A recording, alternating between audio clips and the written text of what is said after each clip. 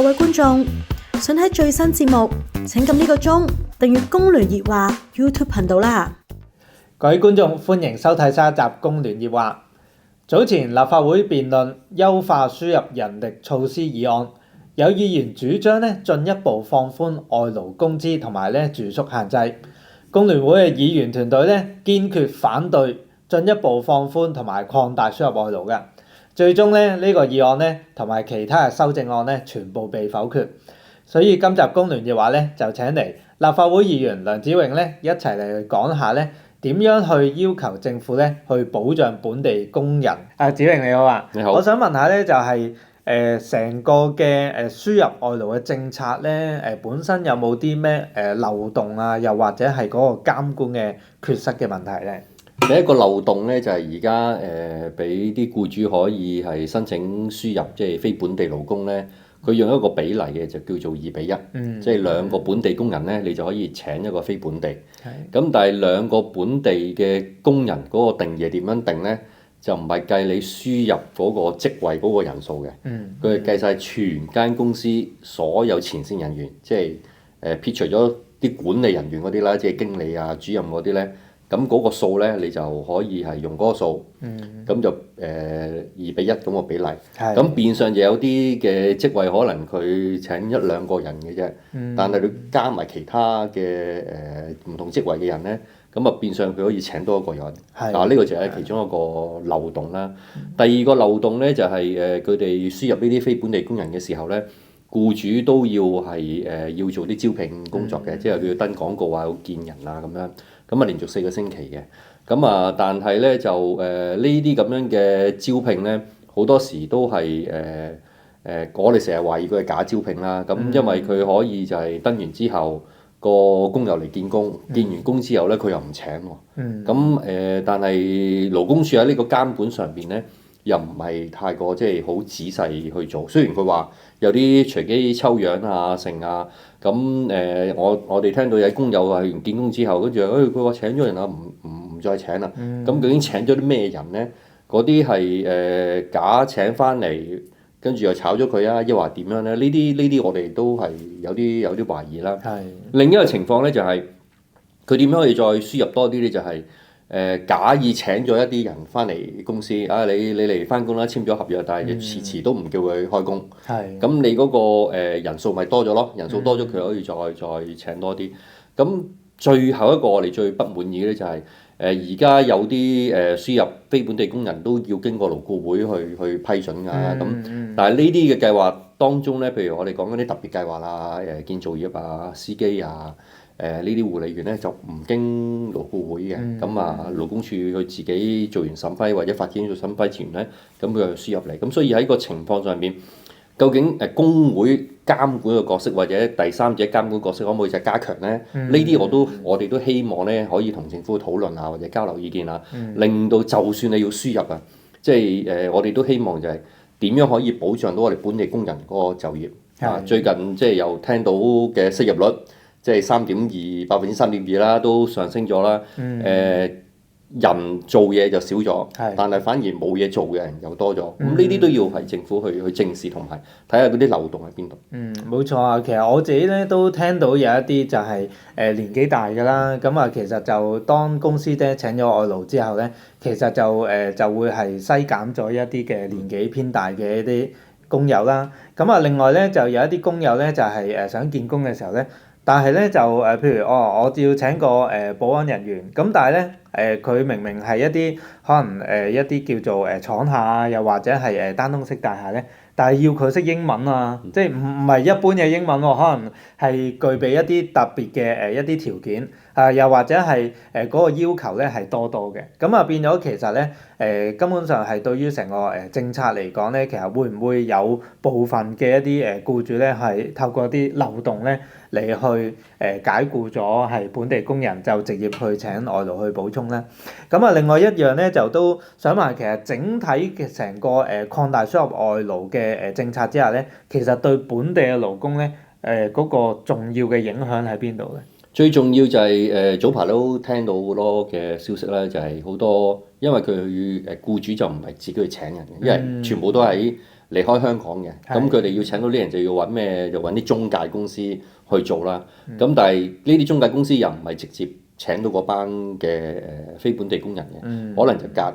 一個中介去另一個中介，大中介俾中中介，中中介俾小中介。咁你知揾真中介佢都要收服務費㗎嘛，層層去收錢。有啲即係內地嘅同胞過到嚟翻工嘅時候，可能就係因為佢又想攞到份工，有啲僱主或者中介就同佢講喂，你喺內地做嘢都係咁多錢嘅，我保證你過嚟都攞翻咁嘅人工俾多啲你。咁好多工友都係達唔到我哋所講嘅政府要求，就係要達到工資中位數嗰個數目，好多就其實扣減咗嘅。咁一扣減咗，變相就係啲僱主可以用較低嘅價錢去請人嘅時候咧，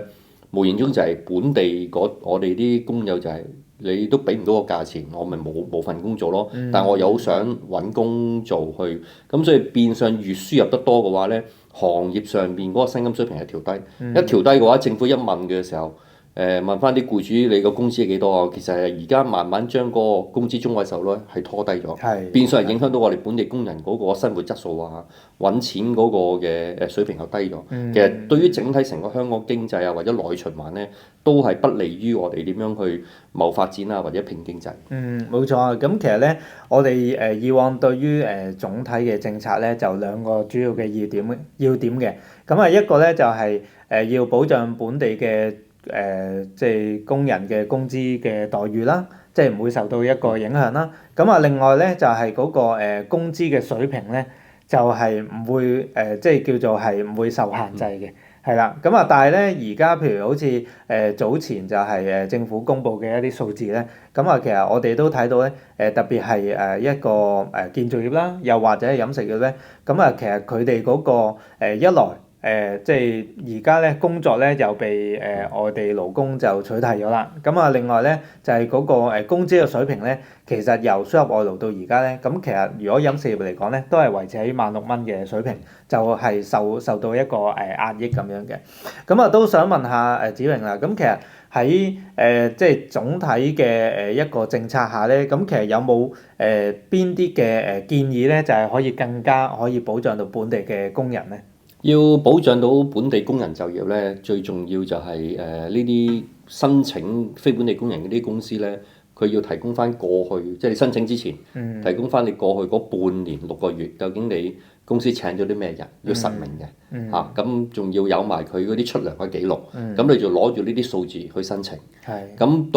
到政府譬如佢申請成功啦，批准咗之後啦，咁佢就要再交每個月。都要揾，我覺得要揾會計師做一做核數，究竟佢請咗幾多人翻嚟，公司嘅名單同埋佢公司嘅帳目究竟係出咗幾多人工，比較一下究竟佢會唔會因為請咗非本地工人而解僱咗一啲嘅本地工人呢？咁呢個其中一個呢啲措施要做啦。另外就係如果佢真係炒咗我哋啲香港人嘅話呢。咁其實要有個懲罰機制嘅，即係只要呢啲申請咗非本地工人呢啲公司，如果佢真係解僱一個嘅本地工人嘅話咧，佢係要對被解僱嘅員工咧係要賠足2年嘅薪金嘅。除此之外咧，我覺得都唔夠，應該咧係要佢咧就再同一份，即係第一個要俾工友，第二份係要俾成立一個基金，即係一啲我哋叫做係保障本地工人就業嘅基金咧。咁先至可以令到呢啲嘅僱主咧，唔好立亂炒人或者唔好立亂咧去請非本地工人。咁有呢啲措施先至保障到我哋本地工人咧，佢嘅就業機會或者佢嘅就業質素唔會係因為輸入咗之後人工又低咗，咁啊越壓越低，想揾工又揾唔到錢。咁另外就係有啲譬如我哋而家鼓勵緊婦女就業啦，或者中高齡啊，甚至長者去就業嗰啲，咁呢啲都係其中一個漏洞嚟嘅。咁我哋成日話其實呢班人都想翻工嘅，但係就係因為可能就係話佢又唔識英文啊，又話佢年紀大啊呢啲嘅話咧，咁應該就係鼓勵啲僱主喺呢班人當中或者勞工處會唔會去做一個叫資料嘅搜集，登記咗佢想揾咩工嘅。而家勞工處嗰個政策就係你見到咩工你咪去揾咯，見得到又就見到啦，見唔到你哋又揾我下一份啦。但係我哋覺得政府應該係主動啲嘅。邊啲人想翻工，邊啲想工作，應該有個大嘅數據收集咗之後，咁咪由勞工處做職業配對，僱主又可以透過呢個咁嘅資料庫去大家去揾資料，咁你先至可以保障到我哋本地工人嗰個就業優先，應該咁樣做。更加重要咧就係我好認同頭先子穎所提出嘅建議㗎。咁啊當然啦，更加係重要咧就係譬如我哋工聯會一路提倡咧就係要有邊啲企業係真係請咗我哋勞工咧，應該要公開相關嘅一啲名冊啦。咁啊等咧工會同埋我哋咧都可以咧就係去做到一個監察監管嘅角色。咁啊另外咧就係本身一啲嘅僱主，咁啊當然我哋都知道咧，勞工處咧都會係去跟進一啲個案，就係如果本地嘅工人咧係被解僱，咁啊又或者咧佢係即係登記做招聘嘅時候咧都請唔到人，咁佢哋咧勞工處方咧都會係接觸同埋咧去聯絡見咗工嗰啲本地工友咧，究竟點解唔請啊？係邊方面唔適合啊？咁就避免咗咧，就係令到僱主咧係濫用呢一個嘅輸入外勞嘅機制啦。好啦，我哋今集工聯熱話咧又嚟到呢度啦，我哋下集再見啦，拜拜。